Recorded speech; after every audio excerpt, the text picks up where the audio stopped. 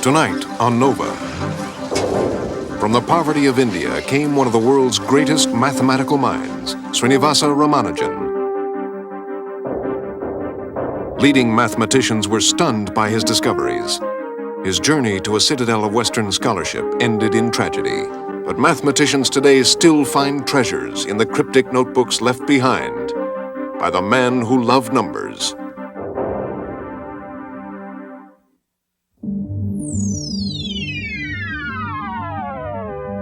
Major funding for Nova is provided by this station and other public television stations nationwide. Additional funding was provided by the Johnson & Johnson family of companies, supplying healthcare products worldwide. And by Allied Signal, a technology leader in aerospace, electronics, automotive products, and engineered materials.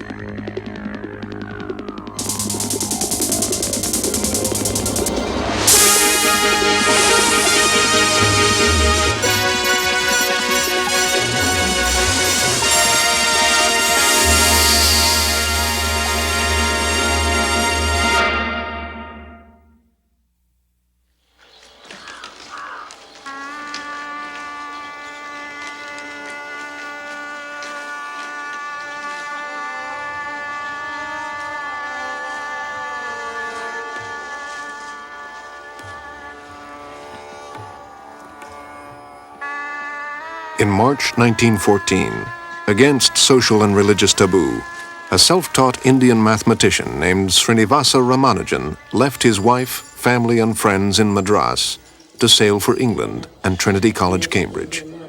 He was 26 years old.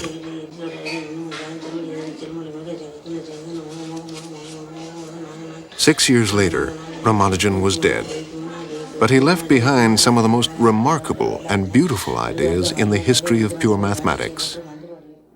In 1936, the great English mathematician G.H. Hardy traveled from Trinity College to Harvard University to deliver a deeply personal account of the Indian genius who became his friend. I have set myself a task in this lecture which is genuinely difficult, almost impossible. I have to try to help you form some sort of reasoned estimate of the most romantic figure in the recent history of mathematics.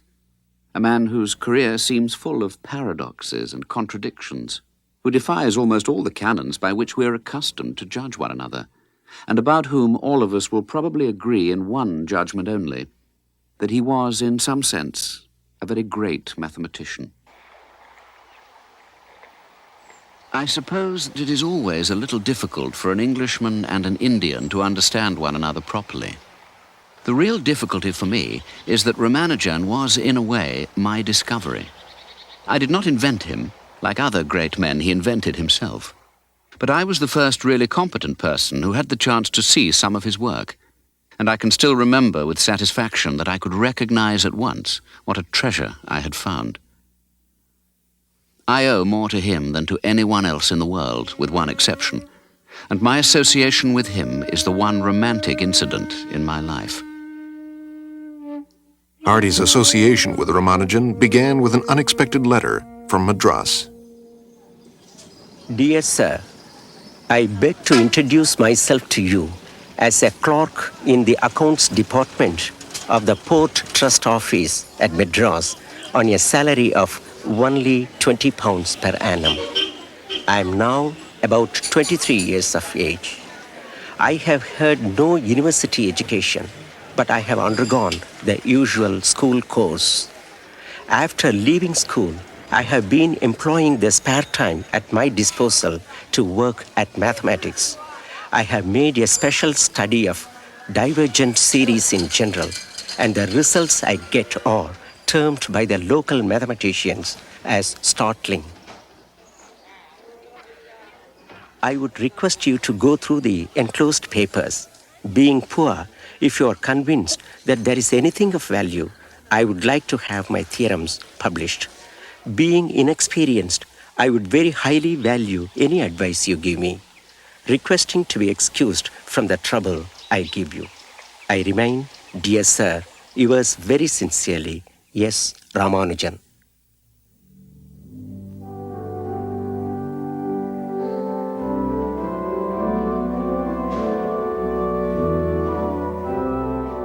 Ramanujan had addressed his letter to one of the world's elite academic institutions.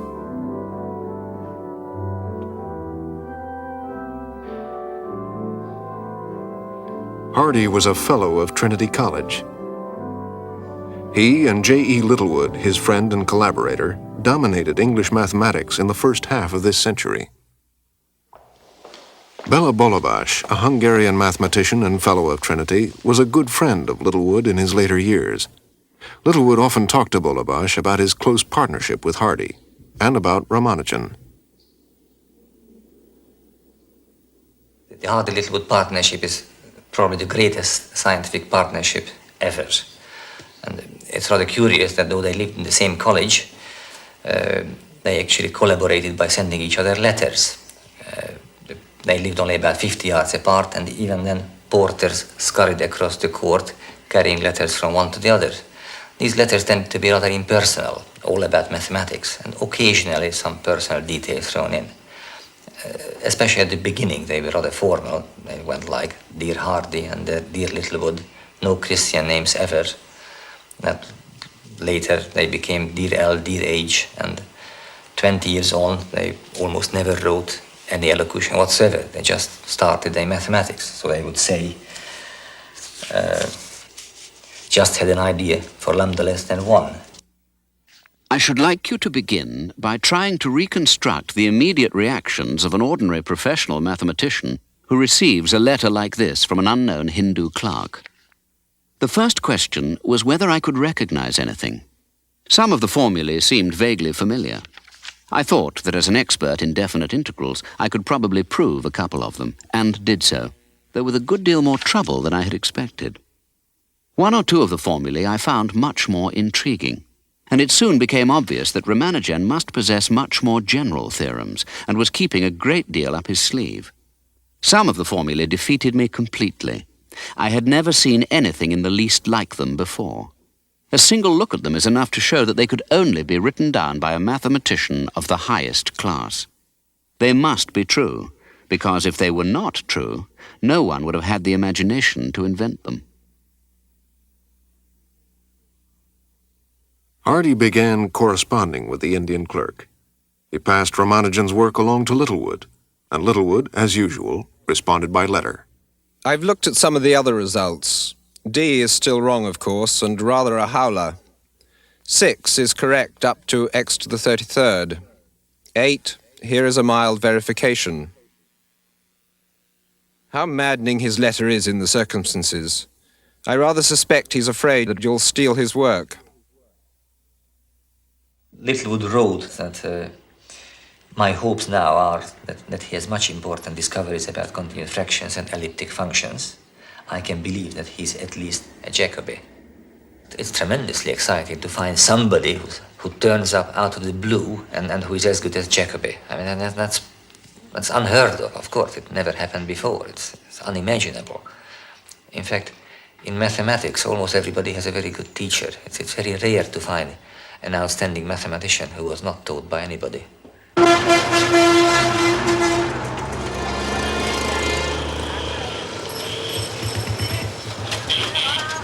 Suppose here is the point.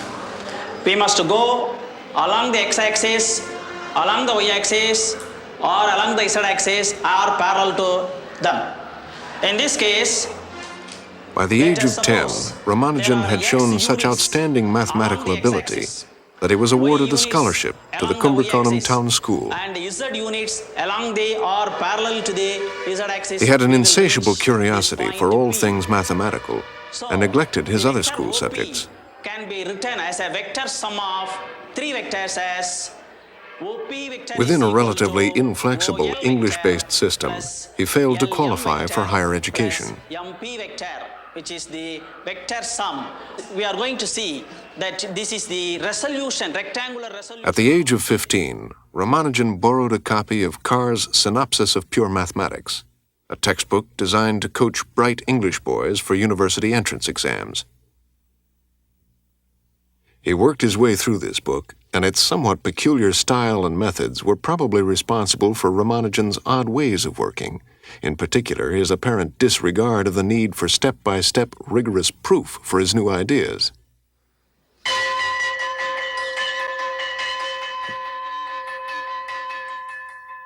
Ramanujan to Hardy, 27th February 1913. I have found in you a friend who views my labors sympathetically. This is already some encouragement to me to proceed with my onward course. You may judge me hard that I am silent on the methods of proof. It is not on account of unwillingness on my part, but because I fear I shall not be able to explain everything in a letter. I do not mean that the methods should be buried with me. It seemed essential to Hardy and Littlewood that Ramanujan be brought to Cambridge, where they could introduce him to modern mathematics and help him develop his true potential. By chance, another Trinity mathematician, E.H. Neville, was going to Madras to give a series of lectures. Hardy asked Neville to contact Ramanujan and invite him to come to England. In Madras, Neville found that Ramanujan was married to a 14-year-old girl called Janaki Amal. She is now 87 and lives in a poor area of Madras surrounded by mementos of her husband.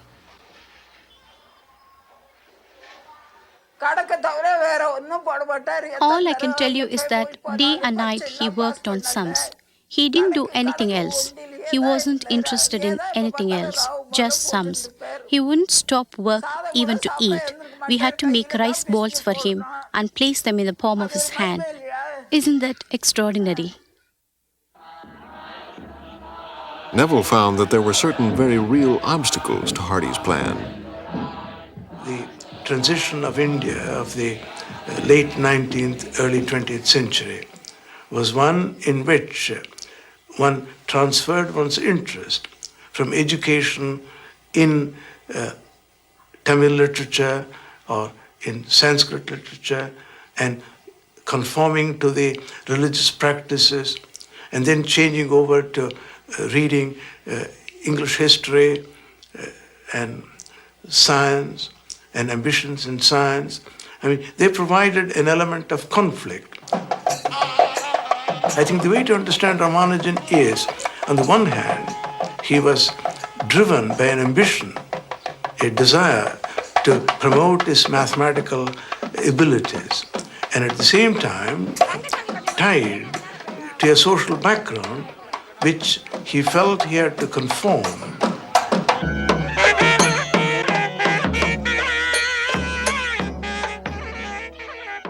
Ramanujan and his family were Brahmins, poor but extremely orthodox in matters of religious observance.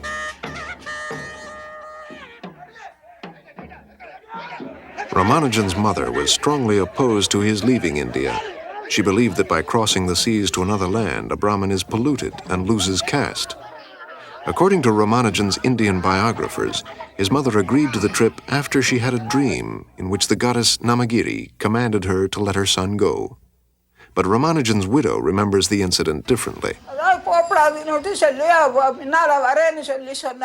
His family told him not to go, and at first he agreed not to. But then he said he was going to Namakkal to ask the goddess Namagiri for guidance. She told him to go. Yes, and now I remember.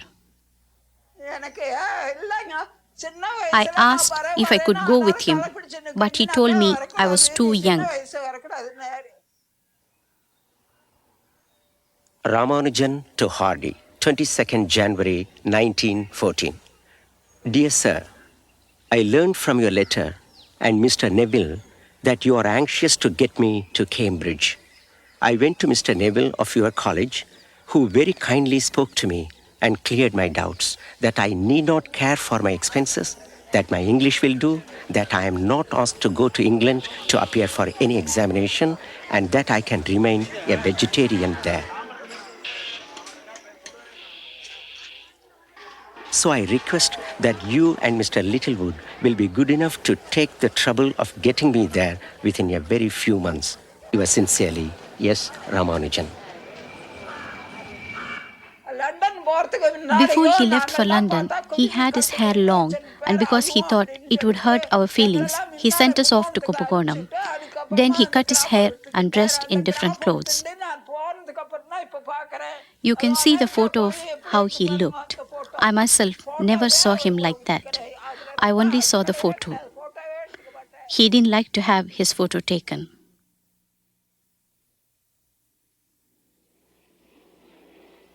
Dear Mr. Krishna Rao, reached Suez this evening. For the first 3 days, I was very uncomfortable and took very little food, and after that, I have been all right. The sea is very smooth, and there is no fear of seasickness. I do not know whether I shall have to go to Cambridge directly or stay at London and then go. I shall write to you after I reach England and everything is definitely settled. My best compliments to your brother and warmest thanks to your uncle.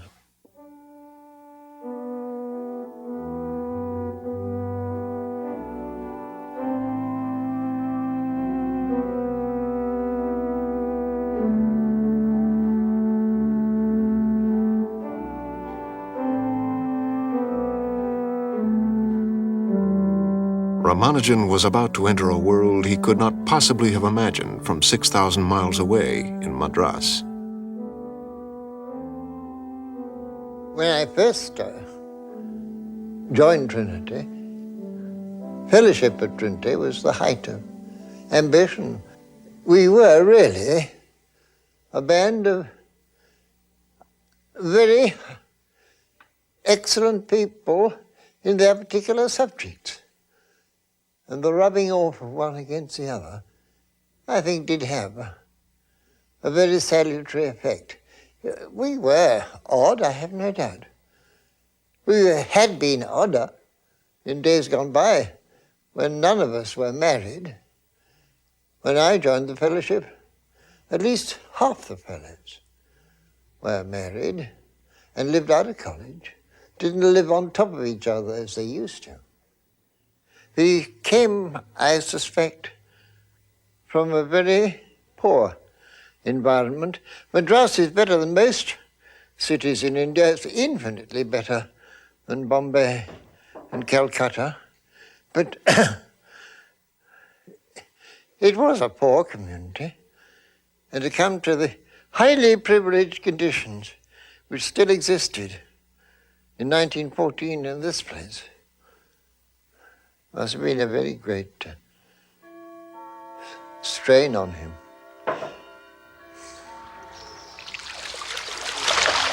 My dear Krishna Rao, please excuse me for the long delay in writing to you.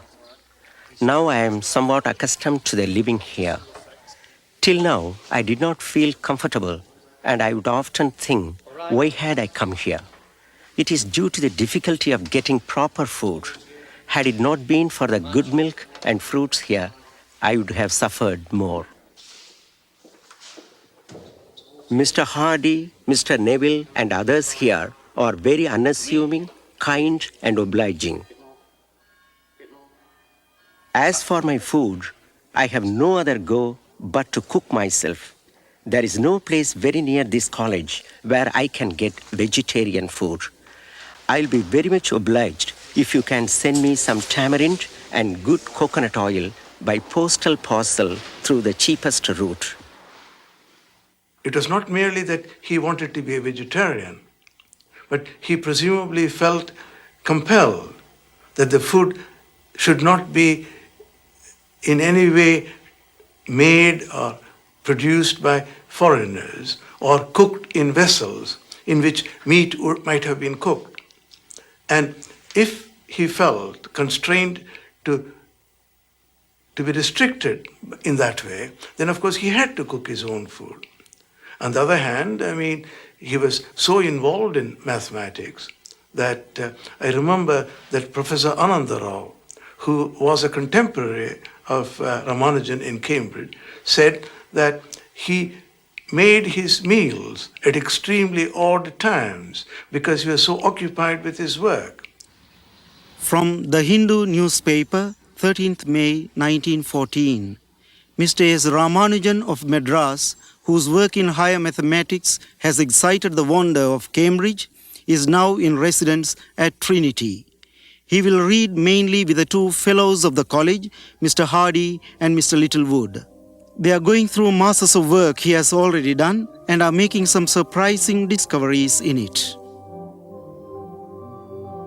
Ramanujan, Hardy, and Littlewood have to be imagined as explorers in an exotic landscape of mathematical patterns, harmony, and surprising interconnections. This landscape was their natural habitat, although to the uninitiated, it may seem completely impossible to fathom.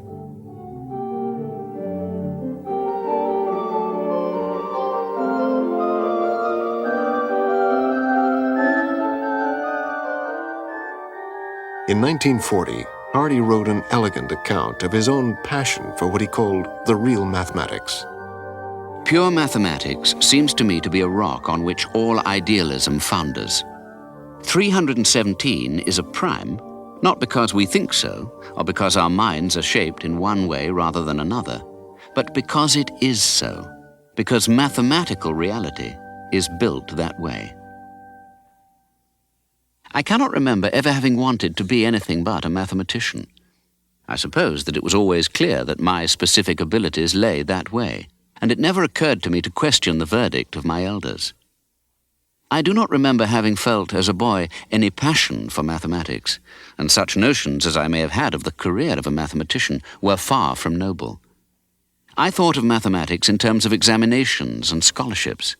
I wanted to beat other boys, and this seemed to be the way in which I could do so most decisively. I knew Hardy, I won't say well, I knew certain aspects of Hardy quite well, as I'd been with him quite a long time. I did not know Littlewood. Littlewood, the idea was that Littlewood had been invented by Hardy to account for any possible mistakes there might have been in Littlewood and Hardy. But I think he actually was a real character. I saw a good deal more, and I was more temperamentally well disposed to Hardy than I was to Littlewood. When I knew Hardy, he was already getting on in age, and I think he had shrunk in his frame.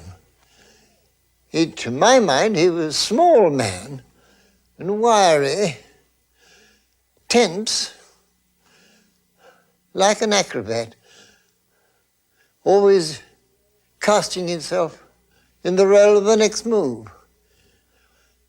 wanting to pit himself against the obstacle. If intellectual curiosity, professional pride, and ambition are the dominant incentives to research, then assuredly no one has a fairer chance of gratifying them than a mathematician. His subject is the most curious of all. There is none in which truth plays such odd pranks. It has the most elaborate and the most fascinating technique, and gives unrivaled openings for the display of sheer technical skill. Finally, as history proves abundantly, mathematical achievement, whatever its intrinsic worth, is the most enduring of all. A mathematician, like a painter or a poet, is a maker of patterns. If his patterns are more permanent than theirs, it is because they are made with ideas. A painter makes patterns with shapes and colors, a poet with words. The mathematician's patterns, like the painters or the poets, must be beautiful. The ideas, like the colors or the words, must fit together in a harmonious way. Beauty is the first test. There is no permanent place in the world for ugly mathematics. As most of you know, this passage is from Hardy, from his Apology. In emphasizing the importance of beauty in mathematics, Hardy must have been influenced by his association with Ramanujan, the subject of this talk, because Hardy found Ramanujan's results particularly There was one beautiful. great puzzle. What was to be done in the way of teaching him modern mathematics? The limitations of his knowledge were as startling as its profundity. Here was a man who could work out modular equations and theorems of complex multiplication to orders unheard of, whose mastery of continued fractions was, on the formal side at any rate, beyond that of any mathematician in the world. And yet he had never heard of a double periodic function, or of Cauchy's theorem, and had indeed but the vaguest idea of what a function of a complex variable was. Divisible by 5 for every value of n. Okay, I think this will be the very last thing I will prove, but we should prove something. So let's try to see how Ramanujan did it, and actually we can do exactly the proof he gave. His ideas of what constitutes a mathematical proof were of the most shadowy description. All his results, new or old, right or wrong, had been arrived at by a process of mingled argument, intuition, and induction, of which he was entirely unable to give any coherent account. It was impossible to ask such a man to submit to systematic instruction, to try to learn mathematics from the beginning once more. I was afraid, too, that if I insisted unduly on matters which Ramanujan found irksome, I might destroy his confidence or break the spell of his inspiration. So I had to try to teach him. And in a measure, I succeeded, though obviously I learned from him much more than he learned from me.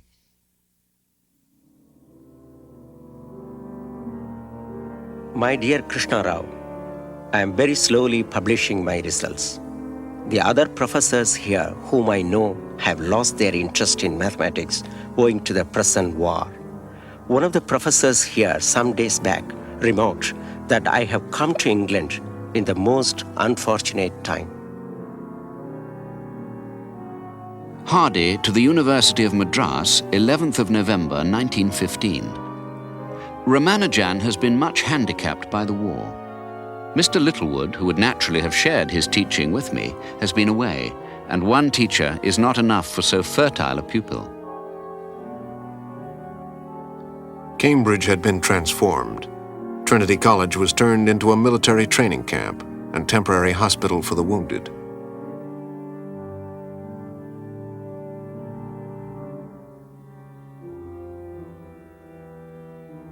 Ramanujan to his mother, September 11th, 1915. Ramanujan makes his countless prostrations to his mother. Please write about your welfare. There is no war in this country. War is going on only in the neighboring country. That is to say, war is waged in a country that is as far as Rangoon is from Madras. No war like this has raged before. The present war affects millions of people. Germans set fire to many a city, slaughter and throw away all the people, the children, the women, and the old. When the world is mad, a mathematician may find in mathematics an incomparable anodyne. For mathematics is, of all the arts and sciences, the most austere and the most remote. A mathematician should be, of all men, the one who can most easily take refuge where, as Bertrand Russell says, one at least of our nobler impulses can best escape from the dreary exile of the actual world.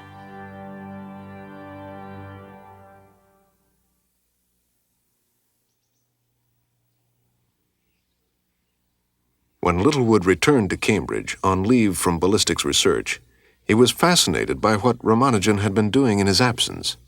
Littlewood later wrote, There was hardly a field of formulae that Ramanujan had not enriched, in which he had not revealed unsuspected possibilities. The beauty and singularity of his results was entirely uncanny. 2 pi square root 2 sum from q goes from 1 to nu square root q. One was impressed by his extraordinary profusion, variety, and power. The story of one particular result of Ramanujan's, the formula for the number of partitions of n, is a romantic one, but it resulted in a very astonishing theorem. Over q. When we think of partitioning a number, what we are talking about is breaking it up into a sum of other numbers. For example, 10 is 6 plus 4. In additive number theory, one wishes to look at all possible ways of doing this. So, for example, if we think of a small number like 4, there are 5 possible ways of doing it.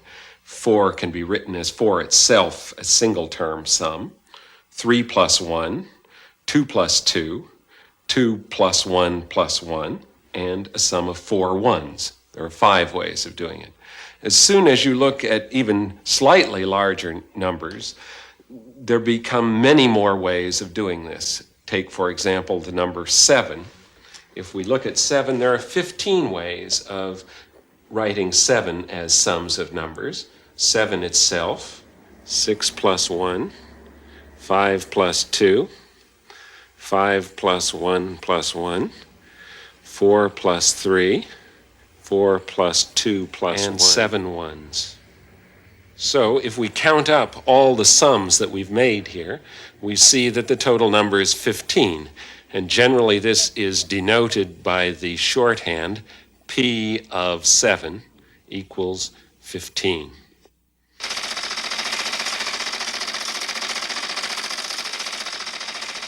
Ramanujan and Hardy wanted to develop a formula to calculate the partitions of any number, no matter how large.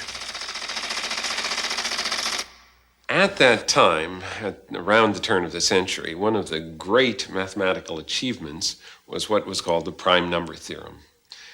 And this theorem gave a formula for approximating how many primes there were to any particular number you wanted.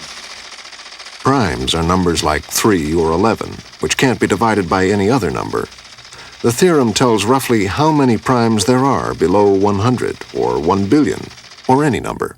Although it was a tremendous achievement, indeed a brilliant piece of work, it is an approximate solution. Consequently, when people started studying the number of partitions of an integer, so to speak, the basic problem of addition, as studying primes as the basic problem of multiplication, the hope was that you could find a formula for this number which would be as good as this major achievement in prime number theory. Consequently, say, if you were counting the number of partitions of 200, which turned out to be around 4 trillion, you would expect that an error around 1 million or so would be excellent. You would probably be pleased if it was on the order of only billions, but you might hope for millions. Ramanujan believed, however, that all of this was lowering your sights much too much. He believed that it would be possible to provide a formula that would be exactly correct. Hardy was skeptical. He thought finding an approximate formula was the best they could do. The two of them together were able to produce this formula, which they then checked against the number of ways of partitioning 200. The right answer is close to 4 trillion. They had the Major McMahon compute by hand the correct answer, which took nearly a month of time prior to high-speed computers. And when they compared their predicted answer to his, they found that their theoretical calculations came to within 0.004 of the exactly correct answer.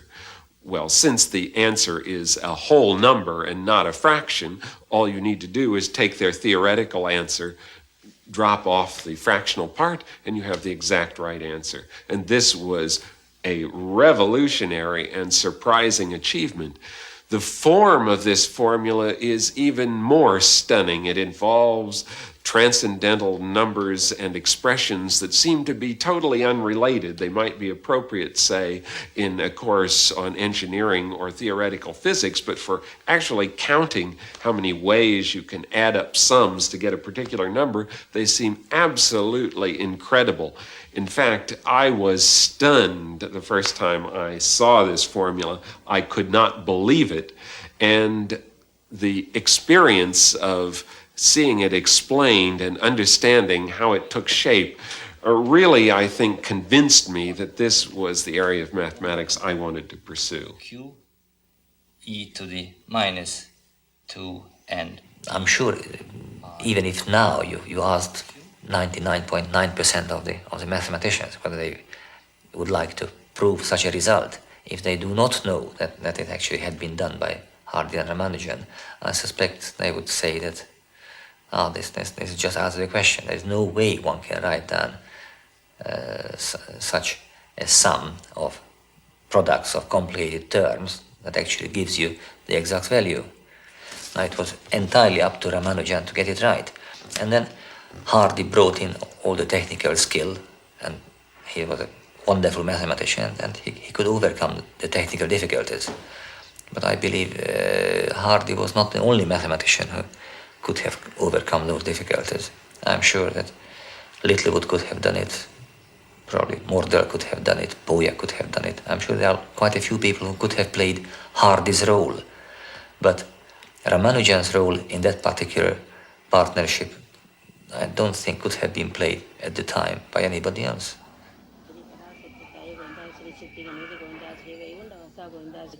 The origins of Ramanujan's extraordinary mathematical insight remain a mystery. What did he really mean when he told Indian friends that his formulas were revealed to him in his sleep by the goddess Namagiri? Hardy and most other pure mathematicians will acknowledge that there are these flashes of insight, that mathematics is not a game in which you sit just writing and writing and writing and things sort of slowly evolve in a deductive science, as many people believe. It is something where you try a problem, you fail, you try something else, you fail, you give up for a while, and one morning when you're standing in the shower, all of a sudden it hits you. This is how the thing goes, and this flash of insight sort of describes the whole panorama for you, and then you go to your study and you start to write and you see clearly what was correct and you're able to write down a full justification of your insight. Well, if one suggests that say Ramanujan, being the genius he was, had more of this happen to him more often than the average mathematician, and he had it happen with his outlook, Hindu outlook, it is not inconceivable that he would attach a religious significance to it.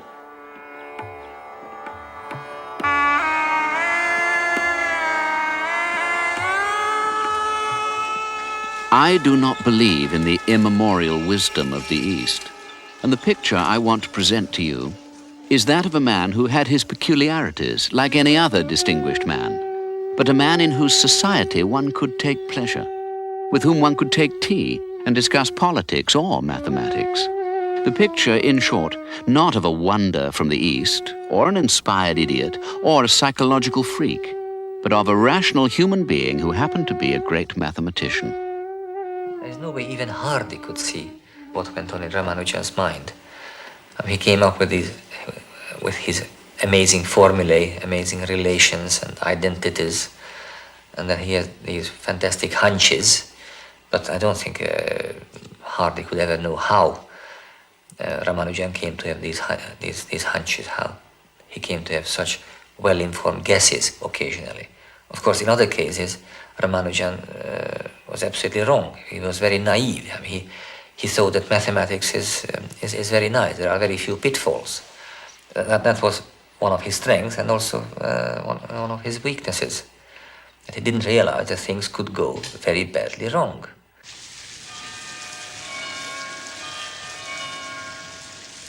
In the spring of 1917, Ramanujan fell ill, possibly with tuberculosis, a gastric ulcer, or perhaps a severe vitamin deficiency caused by poor nutrition. No one was able to make a precise diagnosis. Ramanujan was ill essentially all the time. He was in and out of bed. One thing ached or the other thing ached.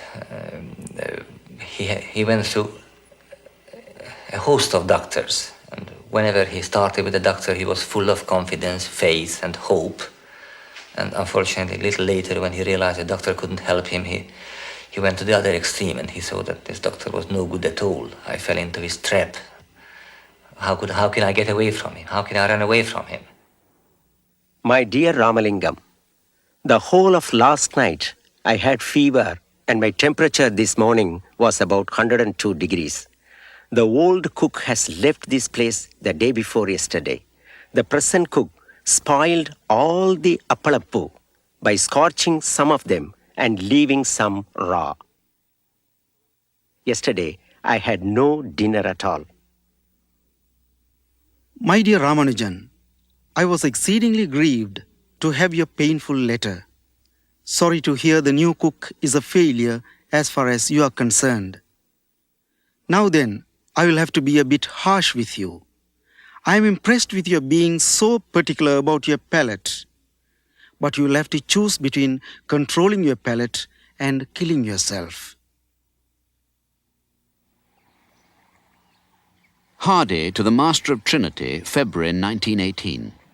Dear Thompson, I should like to say more clearly what the position about Ramanujan is. If he had not been so ill, I would have deferred putting him up for a fellowship for a year or so. Not that there is any question of the strength of his claim, but merely to let things take their ordinary course. As it is, I felt no time must be lost. For my own part, I think probably he will be alive in a year's time, and that he may recover completely. Like all Indians, he is fatalistic, and it is terribly hard to get him to take care of himself. Everyone, too, is frightened of the continual illness and solitude affecting his mind. In various sanatoria he was in, the pain he had and the mathematics he was trying to do and was enjoying completely dominated his life. In fact, at some stage, he actually had nightmares. He had nightmares in which he viewed his own abdomen and he saw it as a function which had various singularities.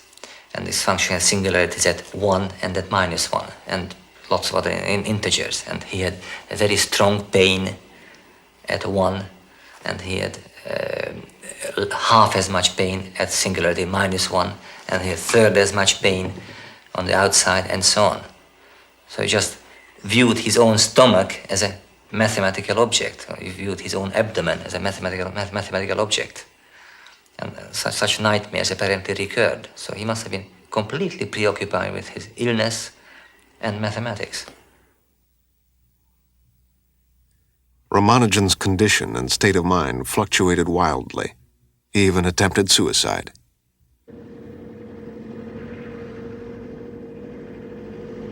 No one can understand Ramanujan who does not understand his passion for numbers in themselves.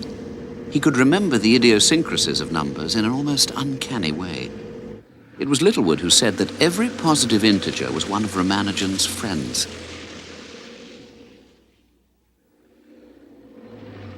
I remember going to see him when he was lying ill in Putney. I had ridden in taxicab number 1729 and remarked that the number seemed to me rather a dull one and that I hoped it was not an unfavourable omen. No, he replied. It is a very interesting number. It is the smallest number expressible as a sum of 2 cubes in 2 different ways.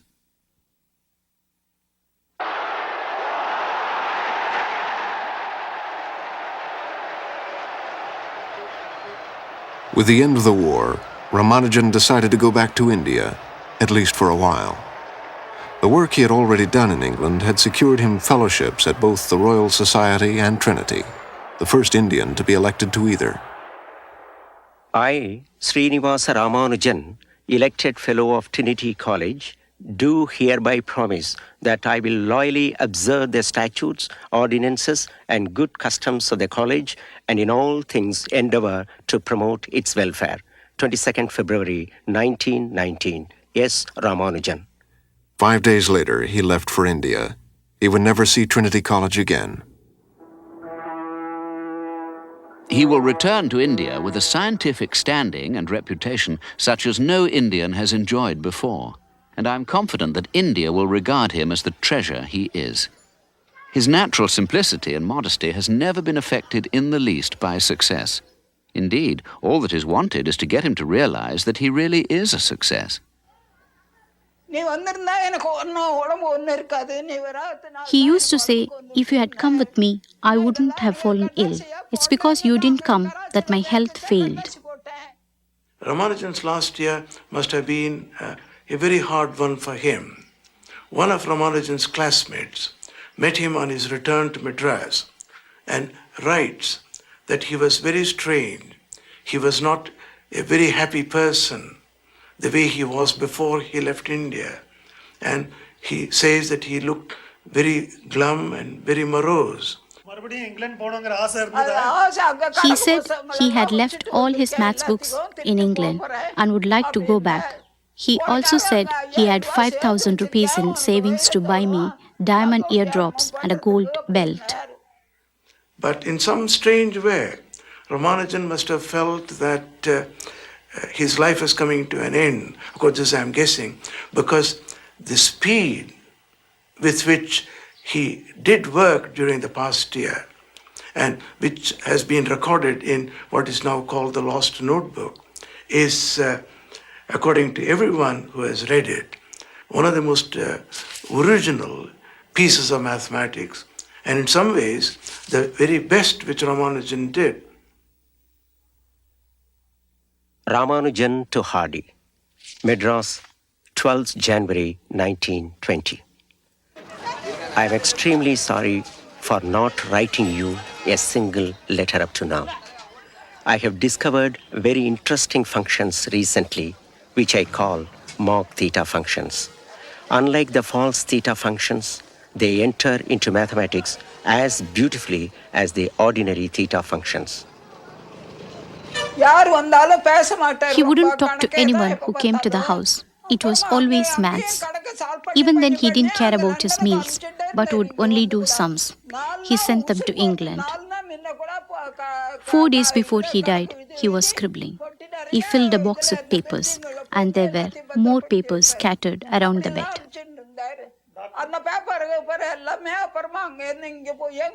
The papers went here and there and changed hands. I don't know where they went. For him, in this universe, maths was everything. The work Ramanujan did on his deathbed disappeared from the world of mathematics for 50 years. Somehow, the papers must have found their way to Cambridge, but whoever got them never published anything about them. In 1968, several boxes from the estate of another Cambridge mathematician were deposited at the Trinity College Library. 8 years later, Professor Andrews asked to see those boxes for some routine research he was doing. It was a fantastic moment because I had gone to the Trinity College Library without the least idea in mind that I would see anything of significance, real significance. I expected to see nothing of Ramanujan's, and yet here was one box with a number of things from Ramanujan cataloged in a little sheet to go with the box, including this one large manuscript. And of course, that immediately interested me because I'd never heard of it before. No one had ever mentioned it that I knew of in the literature or anywhere else. So I started to look through that, and after looking at a few pages, I saw what Ramanujan had called mock theta functions, and that was an extremely exciting moment because in 3 months before Ramanujan died, he wrote a letter to Hardy back from India in which he said, "I've discovered some very interesting functions recently, which I call mock theta functions." And so you could say immediately, this is something of immense significance. So I was thrilled by it. In studying his work, one of the things that is most disturbing is that I do not feel I can understand how he came up with these ideas. With most of my contemporaries who are doing work related to mine so that I can see what they do, I may admire their achievements, or I may say, why didn't I think of that? But I can, I think, piece together what their motivation was, their thought process, as they came up with these results. I don't see their thinking as that much different from mine. But in studying this notebook, this manuscript that he prepared in this last year of his life, and having studied it intensively for 10 years, I don't feel that I have grasped his mind as a mathematician at all. Ramanujan was always guided by example. He would run many calculations. Indeed, in this lost notebook, probably almost half of it consists of pages that have a certain almost hysteria about them. Formulas are sort of started and stopped, tailing off in one direction. A column of figures will be added up at an angle over here. Something else will be written upside down. Nothing will be comprehensible on such a page.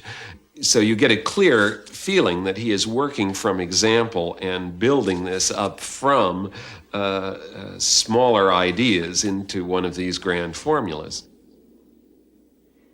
Of the discoveries in this notebook, I would say that prior to actually unearthing the notebook itself and seeing what was there, maybe 15 or 20% of these formulas had been discovered in some way or another by others. But the vast majority of it is not only lay undiscovered, but contains treasures of interest and significance in mathematics today. So although one can feel tremendous sympathy for this man as he was dying, nonetheless, what he did was absolutely marvelous.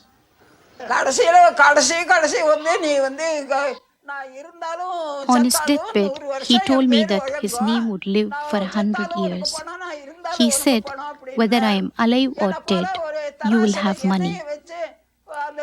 He knew he was dying and said there was nothing anyone could do about it. I always remember his name whenever I meditate.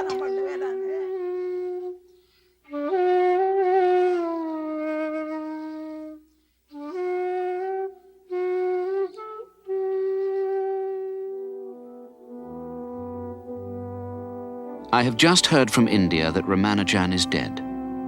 It is a great shock to me, for I thought before he went back that he had begun to turn the corner. Could not Trinity do something to commemorate him permanently in a small way? After all, he was a most extraordinary genius, of whom even Trinity may be justly proud.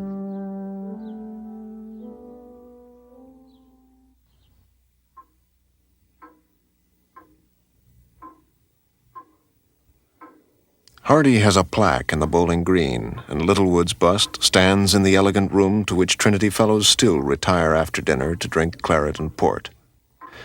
There is no plaque or bust of Ramanujan at Trinity, but Hardy did help arrange for Ramanujan's mathematical papers to be edited and published as a lasting memorial to his mathematical genius. Even when Hardy informed Littlewood of Ramanujan's death,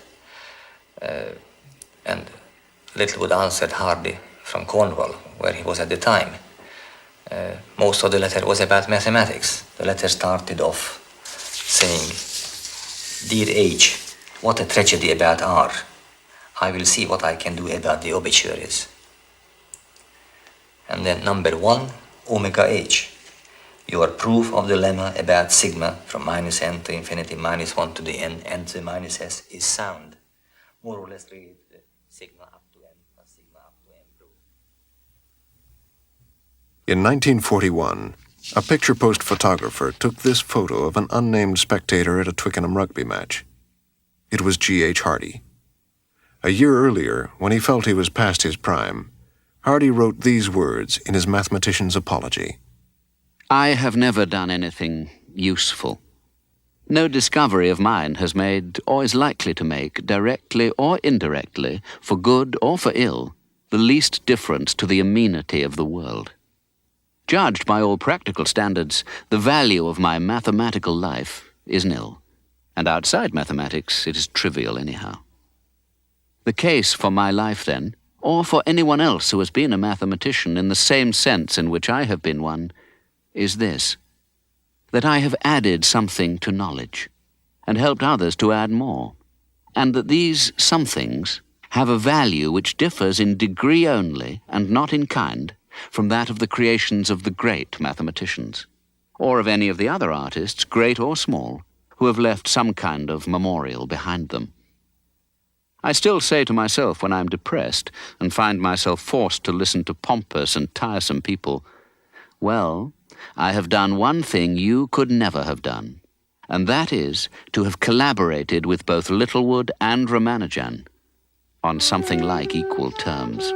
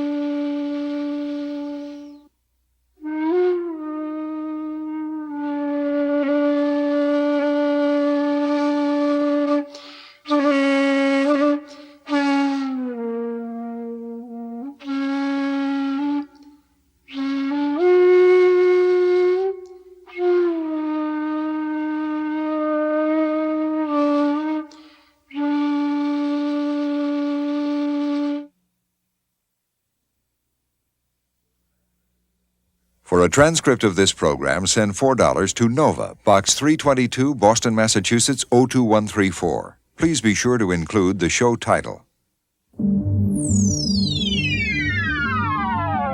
Major funding for Nova is provided by this station and other public television stations nationwide. Additional funding was provided by Allied Signal, a technology leader in aerospace, electronics, automotive products, and engineered materials. And by the Johnson & Johnson family of companies, supplying healthcare products worldwide.